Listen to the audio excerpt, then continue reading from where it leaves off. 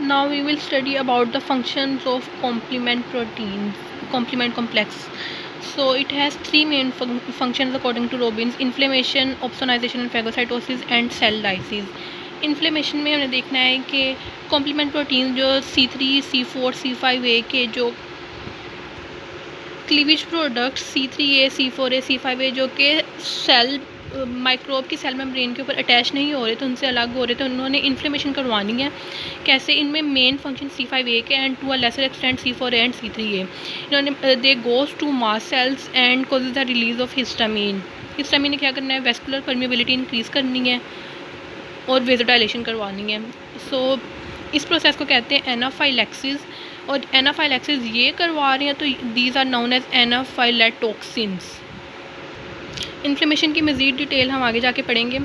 इसके अलावा आपने याद रखना है कि C5A के दो मेजर फंक्शंस और भी हैं, that is it act as a chemotactic agents for neutrophils, eosinophils, basophils and monocytes. उसके अलावा C5A का एक और फंक्शन है कि that it activates the lipoxygenase pathway of arachidonic acid in neutrophils and monocytes, जिसकी वजह से इन्फ्लेमेटरी मीडिएटर्स और ज़्यादा रिलीज़ होंगे। सो इन्फ्लेमेशन का प्रोसेस हो गया पूरा। आगे चलते हैं ऑप्सोनाइजेशन एंड फैगोसाइटोसिस। इसमें क्या होता है कि C3B जो कि माइक्रोब की सेल सरफेस के ऊपर अटैच था, उसका क्लीवेज प्रोडक्ट IC3B, आई का मतलब है inactive C3B, they act as a opsonin. और वो कैसे ऑप्सोनिन के तौर पे एक्ट करेंगे, रुकिए मैं आपको बुक से दिखाती हूँ। ये देखेंगे C3B माइक्रोब की सरफेस के ऊपर अटैच है। अब आपने एक बात याद रखनी है कि जो फैगोसाइट्स हैं, मे बी न्यूट्रोफिल्स और मैक्रोफेज, इन्होंने इनके सेल सरफेस के ऊपर एक रिसेप्टर होता है फॉर C3B। वो आके C3B को रिकॉग्नाइज़ करेगा, उसके साथ बाइंड हो जाएगा, और C3B के साथ जो पीछे बाउंडेड मैक्रोफेज था उसकी फिर ये फैगोसाइटोसिस करवा देते हैं। इस तरह से रिकॉग्नाइजेशन हो जाती है। अब तीसरा हमारा जो फंक्शन है सेल लाइसिस का, पीछे मैंने आपको बताया था कि MAC macrophage attacking membrane attacking complex जो है, जो कि C9 मल्टीपल C9 मॉलिक्यूल्स से मिलकर बना हुआ है, उसने क्या करना है? It actually acts as a drilling machine.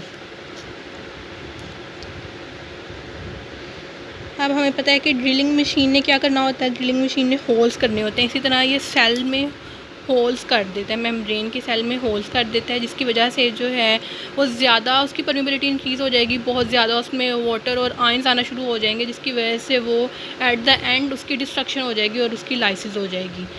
लेकिन इसमें एक बात याद रखनी है कि ये इम्पोर्टेंट है उन बैक्टीरिया में, उन मैक्रोफेजेस में जिनकी सेल वॉल थिन होती है। अब सेल वॉल थिन बेसिकली किसकी होती है? ग्राम नेगेटिव बैक्टीरिया की। जैसे एग्जांपल हमारी बुक में लिखी हुई है इसकी, निजेरिया बैक्टीरिया। निजेरिया स्पीशी मेनिंजोकोकाई और निजेरिया गोनोकोकाई। सो वो वाले पेशेंट जिनके अंदर ये कॉम्प्लीमेंट प्रोडक्ट्स ही नहीं होते, मतलब कॉम्प्लीमेंट टर्मिनल प्रोडक्ट्स नहीं होते, अब जिसके अंदर अल्टीमेटली आके MAC नहीं बन रहा ड्यू टू C9 डेफिशिएंसी और any kind of other complement protein, वो स्टार्ट से अगर वो C1 ही नहीं होगा तो इसी तरह C3 नहीं बनेगा, C3 नहीं होगा तो आगे से फिर जाके C5 नहीं बनेगा, इसी तरह फिर सो ऑन C9 नहीं बनेगा। इस तरह के पेशेंट्स में जो है ज़्यादा ख़तरा होता है इस तरह की इन्फेक्शंस का।